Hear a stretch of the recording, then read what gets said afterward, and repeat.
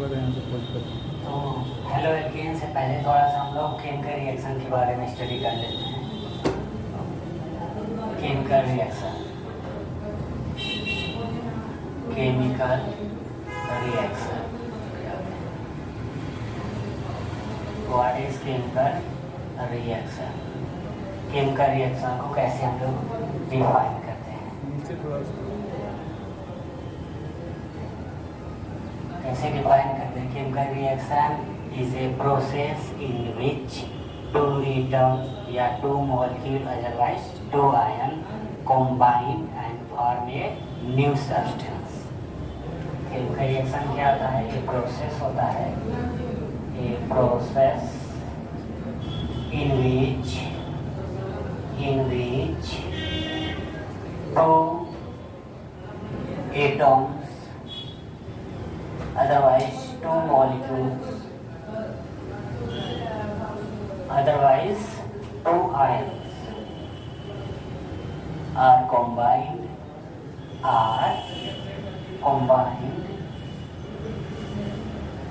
and form a new substance,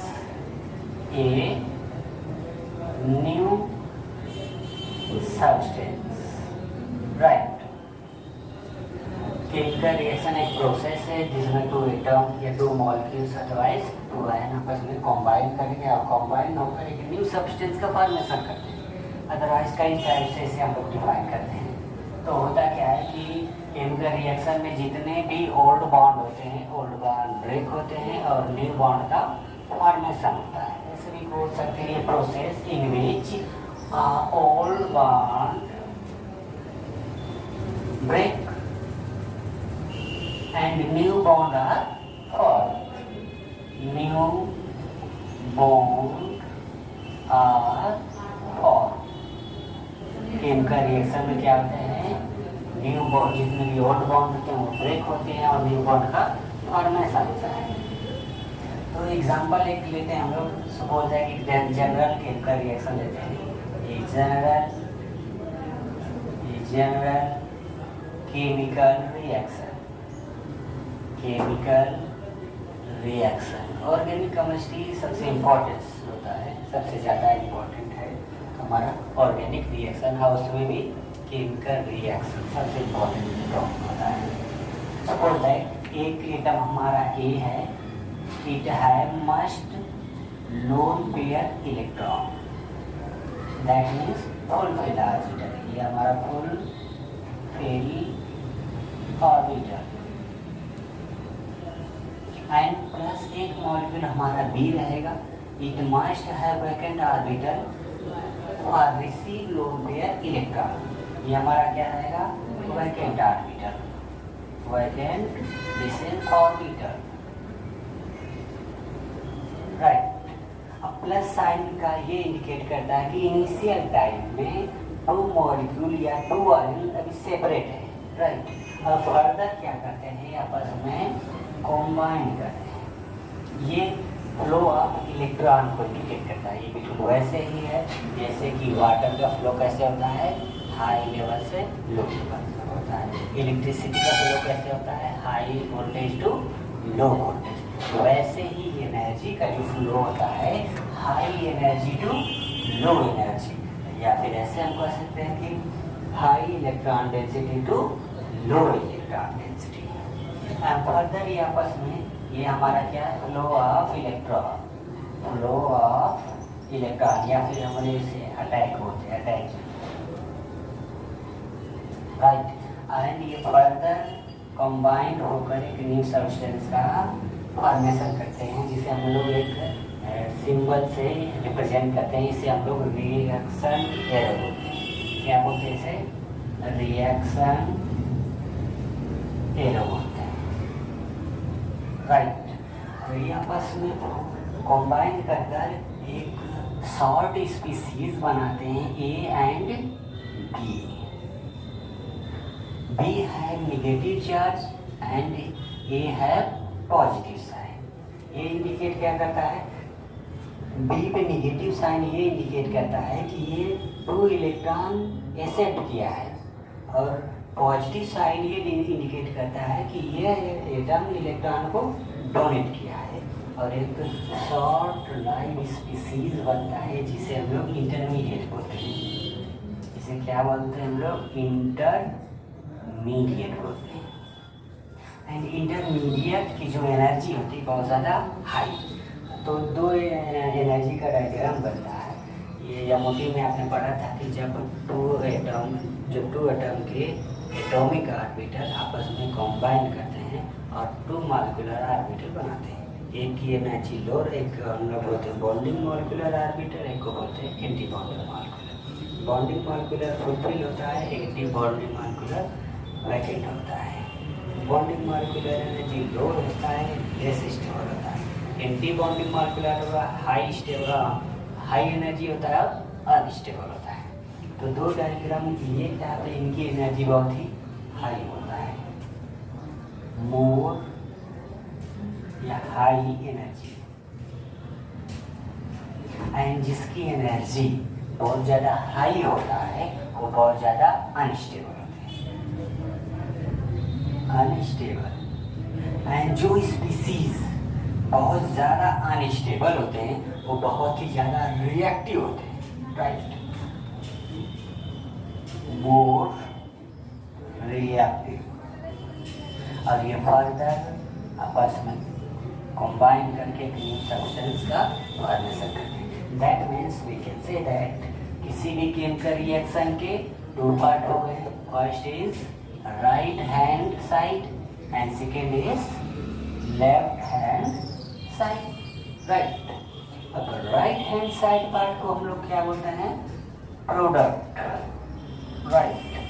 and left hand side के part को क्या बोलते हैं हम लोग? Reactant, right? अब रिएक्टेंट टू पार्ट होते हैं ए एंड बी। अब जो स्पीसीज, इसमें हमने बताया किसी भी रिएक्शन में दो पार्ट होंगे ए एंड बी। तो दो प्रॉब्लम क्रिएट होता है कि आखिर कोई भी एटम हो या मॉलिक्यूल्स हो या कोई स्पीसीज हो रिएक्ट क्यों करते हैं? तो सभी का एक ही रीजन है, स्टेबिलिटी अचीव करने के लिए। स्टेबिलिटी अचीव करने के लिए ही एटम या मॉलिक्यूल आपस में क्या करते हैं? कंबाइन करते हैं, राइट?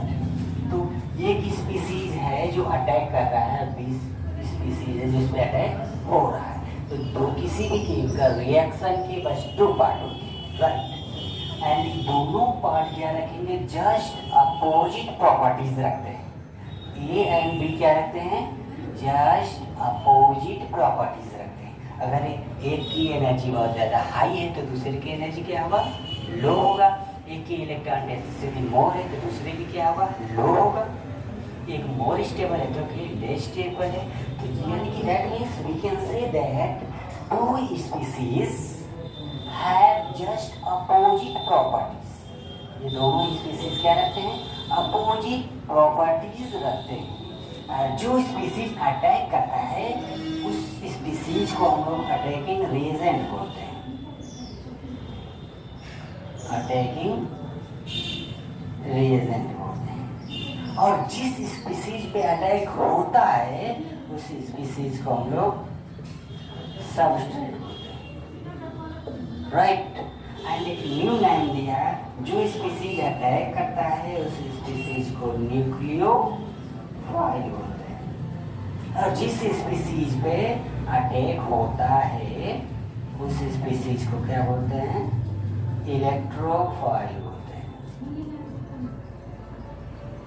राइट? क्या बोलते हैं? जो स्पीसीज हमारा अटैक करता है दिस इज कॉल्ड न्यूक्लियोफाइल। जिस पे स्पीसीज पे अटैक होता है this species are called electrophile, right? That means किसी भी केमिकल रिएक्शन के दो पार्ट होते हैं। First is nucleophile and second is electrophile. तो किसी भी केमिकल रिएक्शन में हम लोग कैसे आइडेंटिफाई करेंगे कि कौन सा पार्ट हमारा एक न्यूक्लियोफाइल की तरह बिहेव करेगा और कौन सा पार्ट हमारा एक इलेक्ट्रोफाइल की तरह बिहेव करेगा? तो कुछ प्रॉपर्टीज हैं जिनकी हेल्प से हम ये प्रेडिक्ट करते हैं कि किसी भी रिएक्शन में कौन सा स्पीसीज हमारा न्यूक्लियोफाइल की तरह बिहेव करेगा और कौन सा स्पीसीज है जो इलेक्ट्रोफाइल की तरह बिहेव करेगा, राइट। तो किसी भी रिएक्शन में दो ही पार्ट होंगे, first is nucleophile and second is electrophile. तो एक को अगर हमने आइडेंटिफाई कर लिया तो दूसरा होगा ही, अगर हमने न्यूक्लियोफाइल को आइडेंटिफाई कर लिया तो दूसरा क्या होगा, इलेक्ट्रोफाइल होगा, और इलेक्ट्रोफाइल को फाइंड आउट कर लिया तो दूसरा क्या होगा, न्यूक्लियोफाइल होगा। तो किसी भी केमिकल रिएक्शन में हमें ये आइडेंटिफाई करना पड़ेगा कि कौन सा स्पीसीज दोनों में से कौन सा स्पीसीज हमारा न्यूक्लियोफाइल की तरह बिहेव करेगा और कौन सा स्पीसीज हमारा इलेक्ट्रोफाइल की तरह बिहेव करेगा। तो कैसे हम लोग आइडेंटिफाई करेंगे, तो हम इसके बारे में स्टडी करते हैं क्या क्या आखिर प्रॉपर्टीज हैं एक न्यूक्लियोफाइल का और क्या क्या प्रॉपर्टीज हैं एक इलेक्ट्रोफाइल का, राइट। तो इसी की हेल्प से हम लोग केमिकल रिएक्शन बहुत ही इजीली वे में कर सकते हैं, right.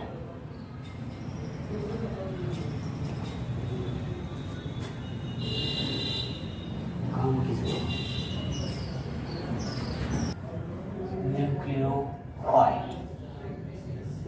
Nucleophile consists of two words. First is nucleo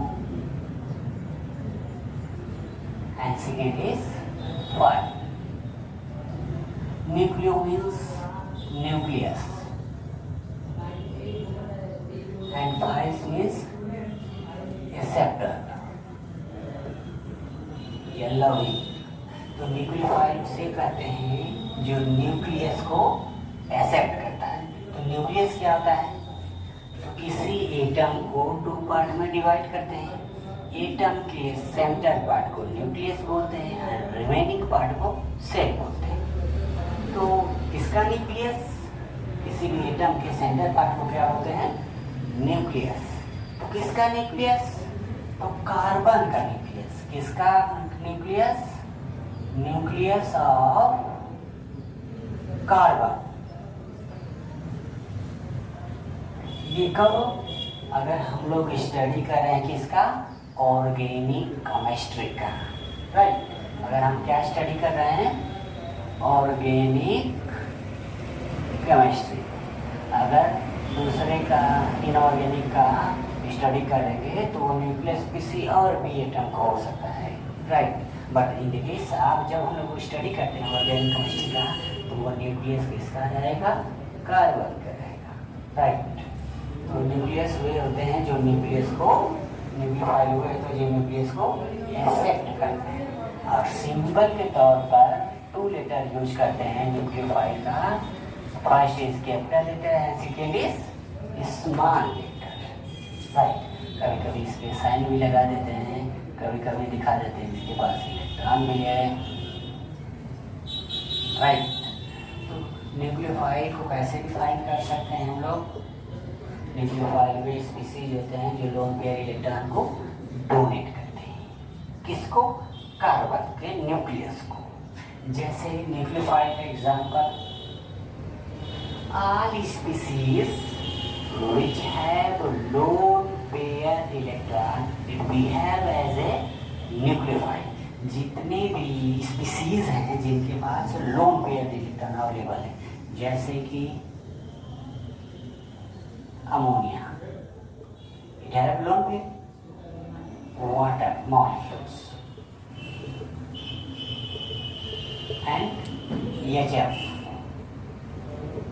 इनके पास क्या है, लोन पेयर इलेक्ट्रॉन अवेलेबल है, इसीलिए it behave as a nucleophile. That means जितने भी स्पीसीज हैं जिनके पास लोन पेयर इलेक्ट्रॉन अवेलेबल हैं वो बिहेव कर सकते हैं as a nucleophile, right. And दूसरा हम ये बोल सकते हैं ये कि all species which have negative charge it also behave as a nucleophile। जितने भी स्पीसीज हैं जो कि जिसके ऊपर क्या है, नेगेटिव चार्ज है, ये स्पीसीज भी कैसे बिहेव कर सकते हैं, एज ए न्यूक्लियोफाइल की तरह, right. And sometime double bond and triple bond also behave as a nucleophile, such as alkene, alkyne, and benzene ring also behave as a nucleophiles. ये तो न्यूक्लियोफाइल के ऐसे टाइप हो गए, और कौन कौन से ऐसे स्पीसीज हैं जो बिहेव कर सकते हैं एक न्यूक्लियोफाइल की तरह।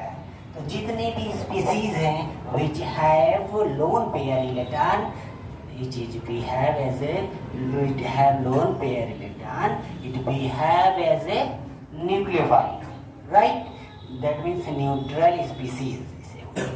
And all species which have negative charge, it also behave as a nucleophile, and sometime double bond and triple bond, and also including benzene ring also behave as a nucleophile, right? तो ये सब nucleophile को symbol क्या होता है? NU, nucleophile का symbol के तौर पर 2 लेटर यूज करते हैं। First is capital letter and second is small letter, right. तो न्यूक्लियोफाइल को ऐसे डिफाइन करते हैं, न्यूक्लियोफाइल वो स्पीसीज होते हैं जो न्यूक्लियस को एक्सेप्ट करते हैं। किसके न्यूक्लियस को? कार्बन के न्यूक्लियस को। अगर हम लोग स्टडी कर रहे हैं क्या? ऑर्गेनिक केमिस्ट्री का।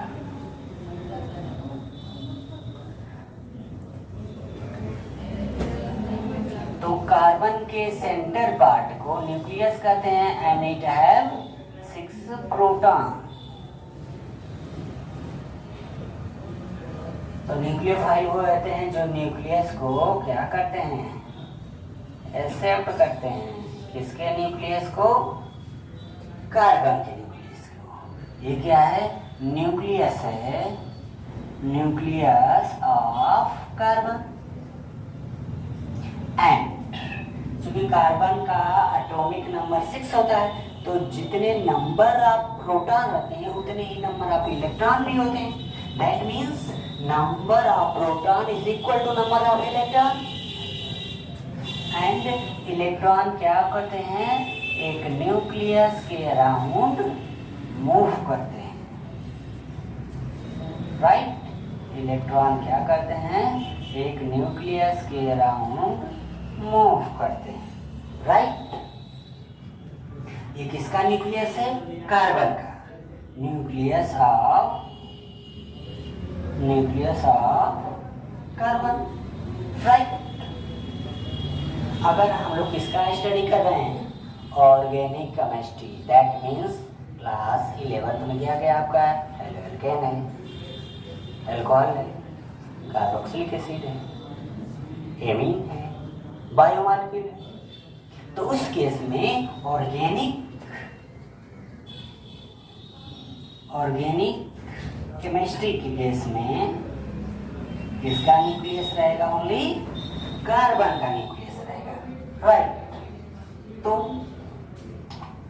सपोज दैट बहुत सारे कार्बन एटम है, तो किस कार्बन एटम को सेलेक्ट करेंगे? क्योंकि ये जो हमारा है न्यूक्लियस, ये इट कंटेन इलेक्ट्रॉन। ये किसके बनते हैं? दरअसल अटैक कौन करता है? इलेक्ट्रॉन करते हैं। अगर हम लोग नेगेटिव साइन भी रिप्रेजेंट करते हैं रिएक्शन में, कि नेगेटिव साइन को रिप्रेजेंट करते हैं एरो से कि अटैक कर रहा है, तो नेगेटिव साइन ये तो सिंबल है जो ये इंडिकेट करता है कि ये शेयरिंग के इलेक्ट्रॉन को एक्सेप्ट किया है। बाकी अटैक तो इलेक्ट्रॉन करते हैं, साइन नहीं अटैक करता है, राइट। अटैक कौन करता है? इलेक्ट्रॉन करते हैं।